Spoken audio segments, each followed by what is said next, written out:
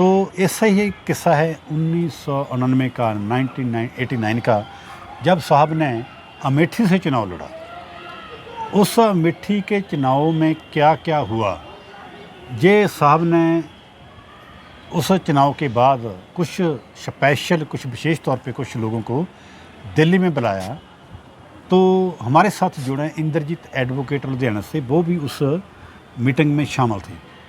सबसे पहले वो किस्सा बताइए, उस किस्से में साहब मान्यवर ने क्या क्या बताया। 1999 में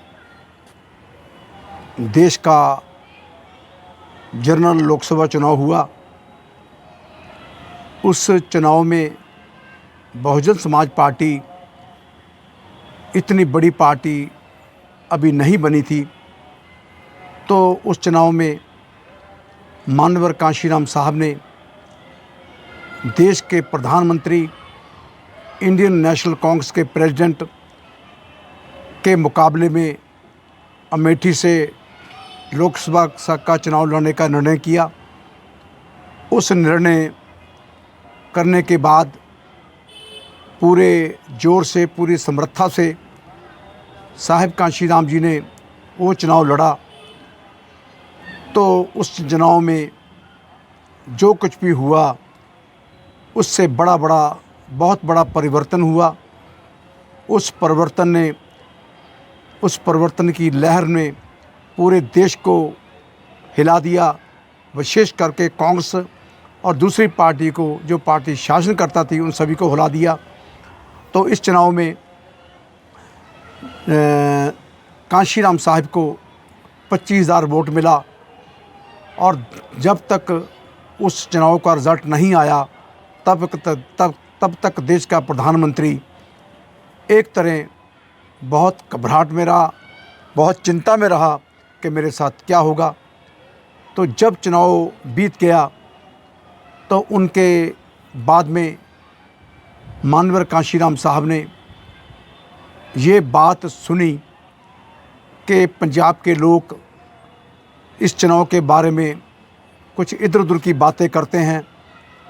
तो कांशीराम साहब ने पंजाब के लोगों को, चंद लोगों को दिल्ली में बुलाया और दिल्ली में बुलाकर उनको एक कैडर कैंप के ज़रिए बताया गया कि मैं ये चुनाव क्यों लड़ा, देश की वास्तव में स्थिति क्या थी। तो ये सारा कुछ कांशीराम साहब ने इसलिए बताया कि मेरे साथी, मेरे वर्कर, मेरे वॉलंटियर इस बात से जानकारी ले सकें और याद रख सकें ये चुनाव कैसे हुआ। तो कांशीराम साहब ने ये बताया कि जब आज से पहले ये चुनाव राजीव गांधी लड़ा करता था, तो वो दिल्ली से जहाज़ के द्वारा अमेठी में आता था और पेपर भरने के बाद में वो लौट कर चला जाता था। यहाँ चुनाव लड़ने की उनको कोई चिंता, कोई फिक्र नहीं होता था, क्योंकि देश का प्रधानमंत्री था, इंडियन नेशनल कांग्रेस का प्रेसिडेंट था। तो इसलिए बेफिक्र होकर चुनाव लड़ता था। मगर जब से कांशीराम साहब ने वहाँ पर पेपर नॉमिनेशन किया, तो उनके बाद में 1 घंटे के लिए भी राजीव गांधी ने इस अमेठी को नहीं छोड़ा और पूरी ताकत, कांग्रेस की पूरी ताकत उस चुनाव को जीतने के लिए लगा दी। तो मान्यवर जी ने बताया कि जो राजीव गांधी कभी इस अमेठी में 1 घंटा भी नहीं रहता था, और उन्होंने 1 घंटा भी अमेठी को नहीं छोड़ा जब तक चुनाव का परिणाम नहीं आ गया। तो कांशीराम साहब ने बताया कि मैं इस तरह की स्थिति पैदा कर दी, इस तरह के हालात पैदा कर दिए कि राजीव गांधी को, देश के प्रधानमंत्री को, किसी सूए में, किसी कस्सी में, किसी दरिया में, नदी में, तालाब में डूबने के लायक भी नहीं छोड़ा, ताकि वो डूब कर भी मर ना जाए। उनको इतना अपना काम, अपनी पार्टी का जोर, अपनी मेहनत दिखाई कि जो राजीव गांधी कभी 50 फुट की सड़क पर, रोड पर गाड़ी से नहीं चलता था, उसको 4-4 फुट की गली में घूमना पड़ा। और जिस गली में कभी सरकार ने पीली काली मिट्टी नहीं डाली थी, वहाँ पर प्रीमिक्स डालना पड़ा। और अनेक तरह की घटनाएं उस अमेठी में वापरी। और कांशीराम साहब ने बिना पैसे के मेहनत के द्वारा ये चुनाव लड़ा। और ये बात यहाँ कहने वाली है कि कांग्रेस की उम्र उस समय 104 साल थी, तो बहुजन समाज पार्टी की उम्र मात्र 4 साल थी। तो जो लोग कांशीराम साहब के राजीव गांधी के पास आते थे कि मेरे क्षेत्र में आ जाओ, मैं तब चुनाव जीत सकता हूं, तो राजीव गांधी ने बार बार सभी को डांटा कि मेरे क्षेत्र में आकर मेरे को परेशान ना करो, अपना चुनाव आप लड़ो, मैं तो यहाँ पर बहुत बुरी तरह फंस चुका हूँ। और इस कांशीराम साहब ने मेरा सांस लेना भी मुश्किल कर दिया।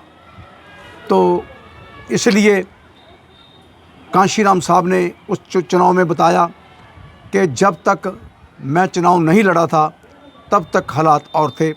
अब कांग्रेस ने मेरे चुनाव लड़ने से 85 सीटें यहाँ पर कांग्रेस हार गई, देश में परिवर्तन आ गया। और जो कांग्रेस की वो सीट थी वो एक परंपरागत सीट थी, और उस सीट पर कभी कांग्रेस एक बार भी हारी नहीं थी।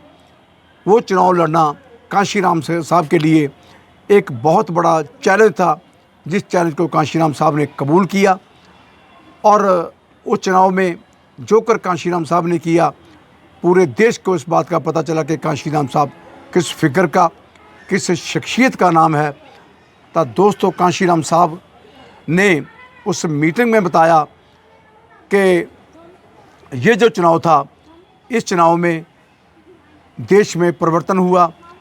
राजीव गांधी कांशीराम साहब को ये कहता रहा, मिलने के बाद कहा कि कांशीराम साहब, अगर आप मेरे साथ गठबंधन कर लेते, आप 3 तो क्या, आप 30 सीटें मेंबर पार्लियामेंट में जीत सकते थे और साथ मेरी सरकार भी बच सकती थी।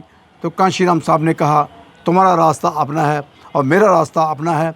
मैं अपने पाँव पर खड़े होकर अपने समाज को कुछ दिलाना चाहता हूँ।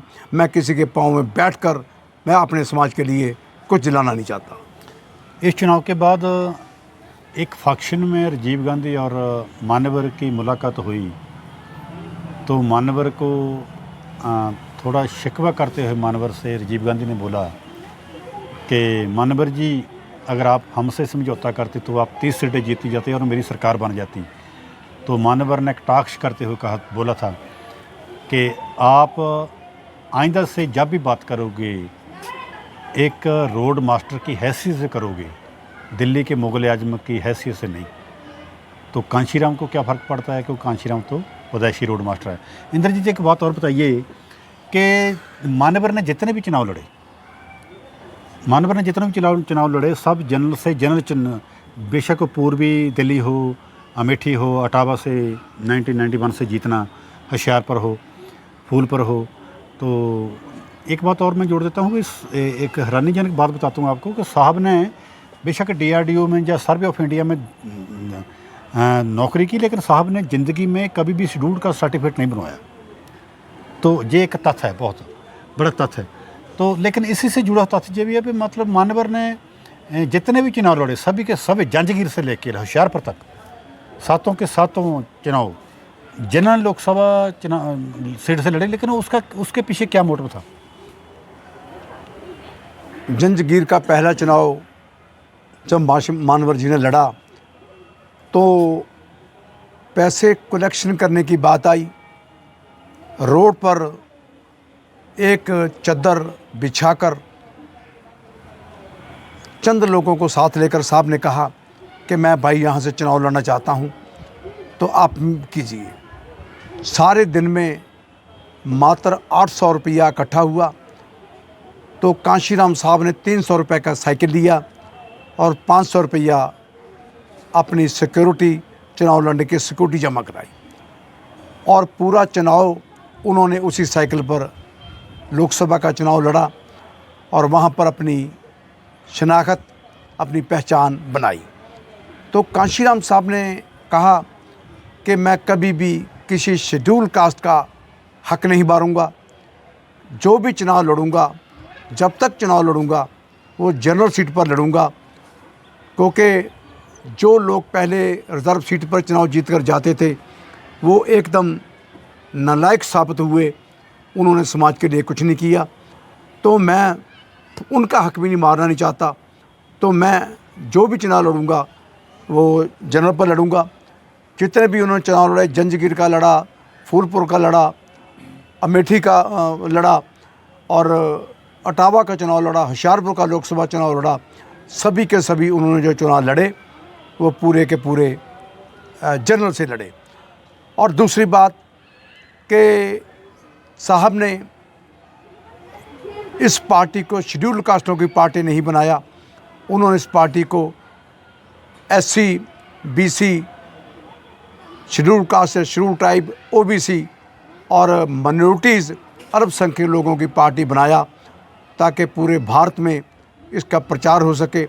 और उन्होंने मौके मौके पर इस सभी लोगों को चुनाव लड़ने के मौका भी दिया, ओबीसी को भी दिया, बीसी को भी दिया और एससी को तो था ही, और अल्पसंख्यक लोगों को भी मौका बनने के लिए दिया और लोग जीत कर भी आए। बहुत लोग चुनाव जीते भी और जीत कर उन्होंने साहब के साथ काम भी किया। ये थे मानवर के साथी रहे इंद्रजीत एडवोकेट लुधियाना से, और जिन्होंने अपने जहन में जो साहब के साथ किस्सा थे उसको साझा किया आपके साथ। तो अगली बार फिर मैं किसी और सेलिब्रिटी को लेकर आपके रूबरू हूँगा। तब तक के लिए कि मुझे इजाज़त दें। मैं पम्मी लालू मियारा, कैमरामैन बलपकार पूता के साथ